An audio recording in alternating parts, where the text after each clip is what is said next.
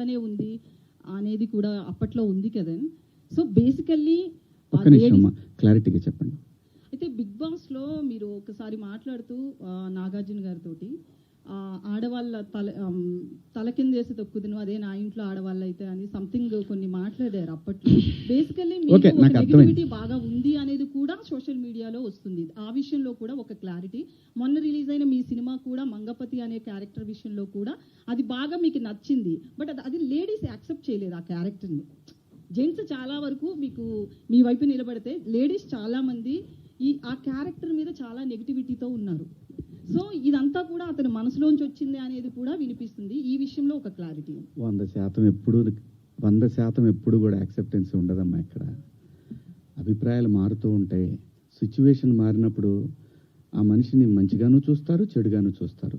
Coming to Mangapathi, Bigg Boss హౌస్లో నా ప్రవర్తన నేనుగా నేను ఎలా ఉన్నాను అనేది చూసి ఆ క్యారెక్టర్ నేను సెలెక్ట్ చేసుకున్న మాటలు కూడా రావట్లేదు, నిద్ర సెలెక్ట్ చేసుకున్నానని చెప్పాడు. ఇంకొకటి, ఆ రోజు కూడా ప్రజలు ఏదైతే స్పందన చూపించారో ఈరోజు కూడా అదే స్పందన చూపించారు.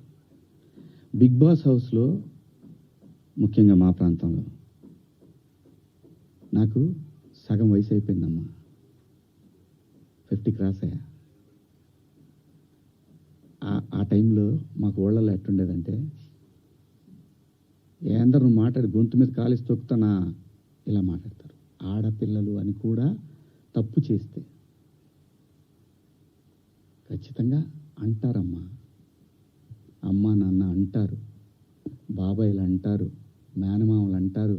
ఎందుకంటారు అంటే ఆ బిడ్డకి ఎక్కడ ఏం నొప్పి తగులుతుందో అని అంటారు తప్ప ఎవ్వరు ఈ భూమి అక్కడ దాకెందుకమ్మా.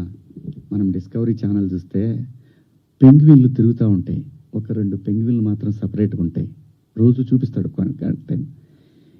ఆ పెంగ్విన్ వచ్చే టైంకి ఇది ఇంకో పెంగ్విన్తో మాట్లాడుతుంటే ఆ డ్రామా చూడాలమ్మా.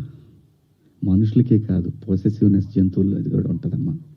అలాగే మనం ఈ మధ్య ఇన్స్టాలో చూసాం, ఒక డాగు ఇంకొక డాగ్తో క్లోజ్గా ఉంటే దానికోసం మాంసం ముక్క తీసుకొని వచ్చి తన ప్రేమికుడైనటువంటి డాగు తీసుకొని దగ్గరకు వస్తున్నప్పుడు ఈ డాగ్ ఇంకొకరితో క్లోజ్గా ఉంటుంది చూసి దానికి ఒక ఆర్ఆర్ వేసాడమ్మా. జంతువులు కూడా ఉంటుందమ్మా పొసెసివ్నెస్. స్త్రీ అంటే ప్రకృతి మీద ప్రతి వాళ్ళకి కూడా ఎప్పటి వరకైతే ఈ ప్రకృతి మీద మనిషికి మగాడికి గౌరవం ఉంటుందో అప్పటికి వరకు మాత్రం ఈ ప్రకృతి ఉంటుంది. ఆ తర్వాత లేదంటే ఇది నాశనం అయిపోతుంది. ప్రకృతి అంటే స్త్రీ, స్త్రీ అంటే ప్రకృతి. అమ్మ అట్లా డ్రెస్సింగ్ వేసుకెళ్ళింది, తను ఇబ్బంది పడింది అనేసి అన్నారు. అయితే మొన్న రీసెంట్గా సమాంత గారు కూడా సిరిమల్లె అనే శారీ షోరూమ్ ఓపెనింగ్కి వచ్చారు.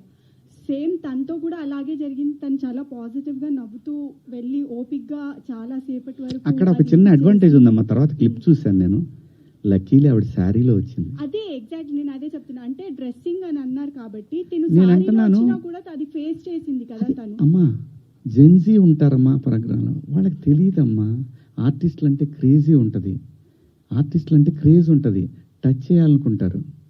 ఒకసారి తెనాలి దగ్గర శ్రీదేవి గారు షూటింగ్కి వచ్చి అక్కడ దిగితే ఒకడు వెనక నుంచి గట్టిగా పట్టుకొని పరిగెత్తాడు. ఇది ఇప్పుడు పేపర్లో బాగా వచ్చింది మాకు. తెనాలిలో షూటింగ్ దిగిన శ్రీదేవి గారి పట్ల అసభ్యంగా ప్రవర్తించారు.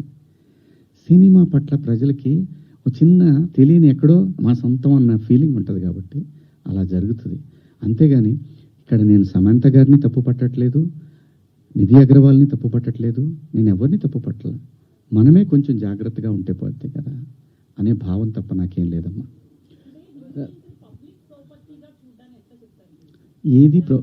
అదే అమ్మా, లేదమ్మా. ఏం చెప్పినా కూడా వాళ్ళు చెప్తుంది కూడా మీరు మంచి బట్టలు వేసుకోండి, మా పిల్లలు ఇదే నేర్చుకుంటున్నారు అని చెప్తున్నారే తప్ప పబ్లిక్ ప్రాపర్టీ ఎలా అవుతారమ్మా? We are representatives of society. సినిమాల్లో చెప్పేది జనానికి ఒక్కొక్కసారి సినిమా ఒక విలువను సృష్టిస్తుంది. ఇప్పుడు మన కోర్టు సినిమాని తీసుకుంటే చట్టం పట్ల అవగాహన కల్పించింది. సినిమా అంత పవర్ఫుల్